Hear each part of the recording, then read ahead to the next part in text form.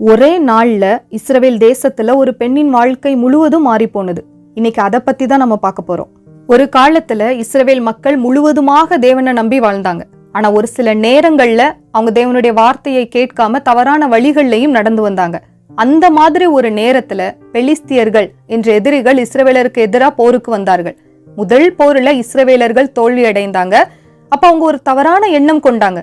ஒருவேளை தேவனுடைய உடன்படிக்கை பெட்டி நம்ம இடத்துல இருந்தா நிச்சயம் நம்ம ஜெயிப்போம் அப்படின்னு நினைச்சாங்க. அந்த பெட்டி தேவனுடைய சந்நிதியின் அடையாளம். ஆனா அவங்க அதை அந்த கண்ணோட்டத்துல பார்க்காம அதை ஒரு சாதாரண ஜெயிக்க உதவும் பொருள் போல நினைச்சாங்க.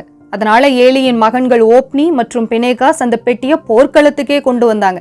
இஸ்ரவேல் மக்கள் ரொம்ப உற்சாகம் அடைஞ்சாங்க. இன்னைக்கு நாம தான் ஜெயிக்க போறோம் அப்படின்னு நினைச்சாங்க. ஆனா அவங்க ஒரு முக்கியமான விஷயத்த மறந்துட்டாங்க. தேவன் அவர்களோடு இல்லாமல் வெறும் பெட்டி மட்டும் இருந்தால் எந்த பயனும் இல்லை அப்படிங்கறது. போர் மீண்டும் ஆரம்பமானது.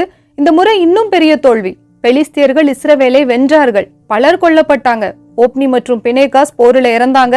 அதிலே மிகப்பெரிய துக்கமான விஷயம் என்னன்னா, தேவனுடைய உடன்படிக்கை பெட்டி கூட எதிரிகளால பிடிக்கப்பட்டது. இந்த செய்தி ஏலியிடம் வந்தப்போ அவர் அதிர்ச்சியில கீழே விழுந்து இறந்து போனார். அதன் பின்னர் தான் இந்த செய்தி அவருடைய மருமகளிடம் செஞ்சது. அந்த அதிர்ச்சியை தாங்க முடியாமல் அவள் பிரசவ வேதனையில விழுந்தா. ஒரு அழகான ஆண் குழந்தையையும் பெற்றெடுத்தா. பக்கத்துல இருந்த பெண்கள் எல்லாருமே பயப்படாத, உனக்கு ஒரு அழகான மகன் பிறந்திருக்கிறான் அப்படின்னு அவளை உற்சாகப்படுத்த முயன்றாங்க. ஆனா அவ இருதயத்துல இருந்த துக்கம் மிகவும் ஆழமாக இருந்ததால அந்த மகிழ்ச்சி செய்தியையும் அவளால உணர முடியல. அவள் மனதுல இருந்தது ஒன்னே ஒண்ணுதான், தேவனுடைய மகிமை இஸ்ரவேல்ல இருந்து போய்விட்டது. அதனால அவளுடைய துக்கத்தை வெளிப்படுத்துகிற விதமா அந்த குழந்தைக்கு ஒரு பெயர் வைத்தாள். அதன் பிறகு மெதுவாக உயிரை விட்டாள். ஒரு குழந்தை பிறந்த நேரத்துல இன்னொரு உயிர் முடிந்தது. அவளுடைய கதை இங்கேயே முடிகிறது. ஆனா அது நமக்கு ஒரு முக்கியமான உண்மையை நினைவுபடுத்துகிறது. சில நேரங்கள்ல நாமும் இழப்புகளால உடைந்து போறோம். நமக்கு மிகவும் முக்கியமானவர்களையும் நம் கனவுகளையும் நம்பிக்கையையும் இழந்து விட்டோம் அப்படின்னு தோன்றுகிற தருணங்கள் உண்டு.